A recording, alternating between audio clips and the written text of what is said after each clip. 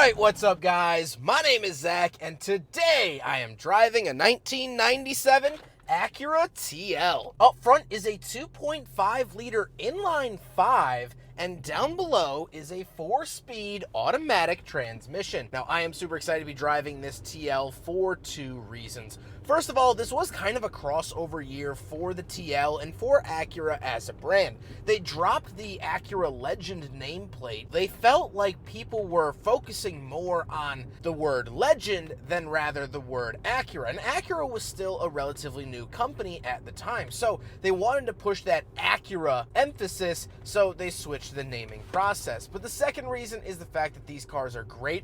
I had no idea that they came with an inline-5, which I think is super cool, so I'm excited to share it with you. But if you would like to submit your own vehicle and have it reviewed here on the channel, you can head on over to my website, zackpradel.com/submit. It's a quick and easy submission form. It takes under a minute to fill out, and I come out to you. And if you'd like to see all my videos weeks or sometimes months in advance, you can head on over to my Patreon for only $5 a month. Also, huge thank you to North Naperville Autos for letting me borrow the TL for today's video, but more on them towards the end of the video, but you can browse their inventory down in the description below. Let's get back to that inline 5-cylinder. So strange. Acura didn't want to lose that signature nice torque that is associated with a luxury vehicle, and so they landed on a 5-cylinder. These engines are fine. They do the job. However, we only saw them for a very short amount of time. Acura later switched over to the V6, and they're still there for the most part. And I just think that's the coolest thing in the world. Like I said, paired to it is a 4-speed automatic. Now, the nice thing about this 4-speed is that it seems to be pretty reliable. Once you got into the early 2000s, Acura transmissions actually started to get unreliable. We saw that a lot with the Acura CL. So, late 90s, this generation of TL seems to hold its own, which is very nice to see. Last but not least about the drivetrain, as I hinted at earlier, this is front-wheel drive. So how does it feel to drive the Acura TL from 97? It drives really nice. It still has that low-end torque that I would want out of a luxury vehicle, even though I'm technically missing one cylinder than what I'm used to. The ride is nice. This is just a touch under 100,000 miles, and it is a luxury vehicle through and through. You definitely feel that as you pilot it down the road. With that stuff out of the way, let's talk about the interior. Well, in front of me, I have 4 gauges. Off to the left is my coolant temperature and tachometer, and off to the right is my speedometer and fuel. On the steering wheel, we do have cruise control to the bottom right, but that is it. Well, okay, we do have our horn buttons, but nothing besides that. Off to the left, we do have a climate control vent, our mirror adjustments, gauge dimmer switch, sunroof options, and fog lights. And moving on to the door, we have lock and unlock, and our power windows. Moving into the center, we do have our hazard switch, digital clock, and climate vents. We have our climate controls, single zone climate here, but it does get a digital readout. That was very nice for 1997. And down below, we have the factory Acura radio, CD player as well as cassette player. Again, sort of that transitional year. And it looks proper. It works. And that's all I needed to do. Down below, we do have a 12-volt outlet / cigarette lighter, and not an ashtray.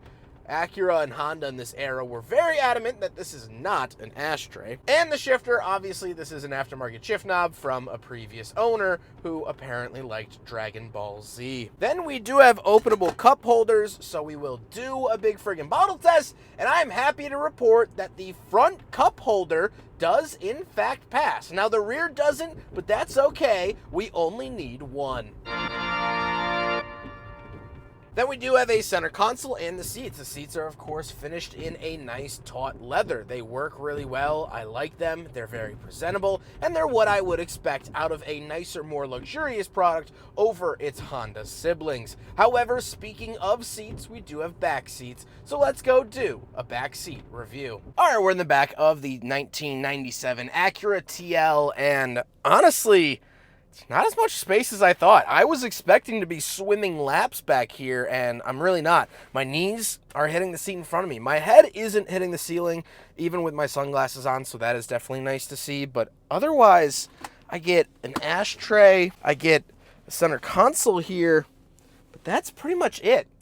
Nothing really too crazy. I'm a little bit, just a touch disappointed back here. I was really expecting this big body experience, but alas, I have not gotten it. Let's hop into the very back. We'll take a quick look at the trunk and cargo space, and then we'll talk about the looks. All right, around the back of the Acura TL.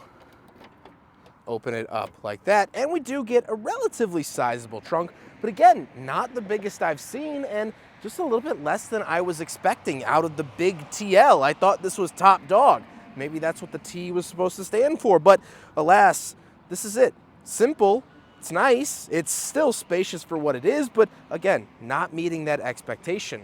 Kind of interesting. Now we gotta talk about the looks, and I don't love the look of the TL. I think it's kind of bland. I don't think it really makes any waves or ripples in the exterior looks. I don't think I will see an Acura TL serving blue steel at the end of a runway, but I think it's handsome and I think it's well proportioned. You know, modern Acura have these giant grills to compete with Lexus. It didn't need that back in 1997. It could be subtle and still look handsome, and that is where this vehicle lies. With all of that being said, let's get on to my final thoughts. What do I think driving the Acura TL from 1997? Well, I think this is kind of a forgotten era of Acura. The Acura legend, funny enough, has become a legend. Everyone knows that, and everyone seeks those out. But this year is kind of a blemish on Acura's badge, and I don't know why, because these still feel like good cars. They're switched over. They're not quite the old school Acura, but they're also not the new stuff. The TL that came after this got way more fame because it had the Type S, and you could get it in a stick shift. And at the Nürburgring, it was beating a lot of more expensive vehicles, and so that car gets a lot of well-deserved respect and well-deserved attention. But this doesn't. This kind of fell by the wayside. It was somewhat forgotten, and I think that that's a shame. That's why I want to show it to you. I didn't even know that Acura came with a 5-cylinder engine. It's so strange, and yet here it is, still running, driving, operating here 28 years later. I think there's something to be said about that. And what's to be said is that this is a good car. This is a great car. It's just a very, very overlooked one. I hope you guys enjoyed the video. Huge thank you to North Naperville Autos for letting me borrow their Acura TL for today's video. Please go check out their inventory. They always have cool, interesting, and unique vehicles on their lot. This is just one of them and the flavor of the day. They also offer financing. They are Carfax certified, and they offer shipping across the country. Even better, they now offer detailing. So your one-stop shop for automotive needs in Naperville or the Chicagoland area is North Naperville Autos. But I hope you guys enjoyed the video. Don't forget to rate the video, comment on the video, and subscribe if you really liked it. Take care, guys.